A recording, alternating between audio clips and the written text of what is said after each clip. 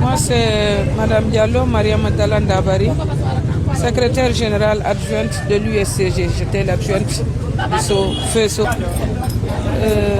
Il m'est très difficile de placer un mot ce matin parce que j'ai perdu un ami, un compagnon de lutte et un confident. Général Sow, il est connu de tout le monde, du monde du travail, au niveau national et au niveau international. Nous venons de perdre un grand homme qui a lutté pour les sans-voix, qui a lutté pour les travailleurs. Je ne peux que prier pour lui, pour le repos de son âme. Vous comprendrez avec moi qu'il m'est très difficile de parler d'un homme qui était tout le temps avec moi.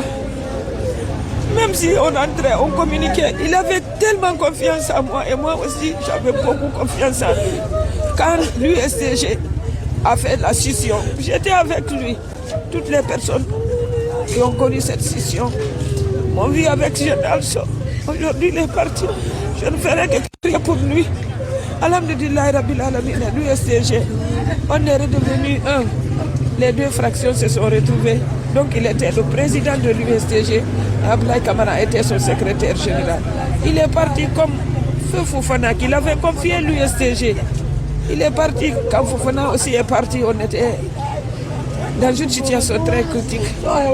Quand je l'ai appelé le vendredi, il m'a dit qu'il ne se sentait pas bien, qu'il va se reposer. On parlait de la situation des enseignants. Le samedi, je l'ai appelé. Le dimanche, on a échangé. Il est parti de lui-même à l'hôpital. Hier, on m'a dit qu'il était en réanimation. J'ai tout fait pour le voir pour la dernière fois, mais Dieu en a décidé autrement.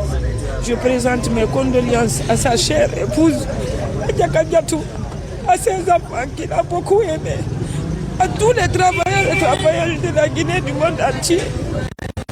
Son âme repose en paix. Madame, quand vous avez échangé avec... Il m'a dit qu'il se sent fatigué, qu'il va se reposer. Il pense que c'est le taux du diabète qui était, parce qu'il est diabétique connu depuis des années. Mais voilà un monsieur qui surveillait sa nourriture. Il mangeait à l'heure, il ne mangeait pas n'importe où, il ne mangeait pas n'importe quoi. Moi, je me moquais même de lui. Il dit, Hadja, quand on est malade, on doit faire attention en soi. On meurt toujours de quelque chose. Mais il prenait ses médicaments réguliers. C'est-à-dire, il était tellement attentif. On ne pouvait pas penser, mais Dieu a décidé comme ça.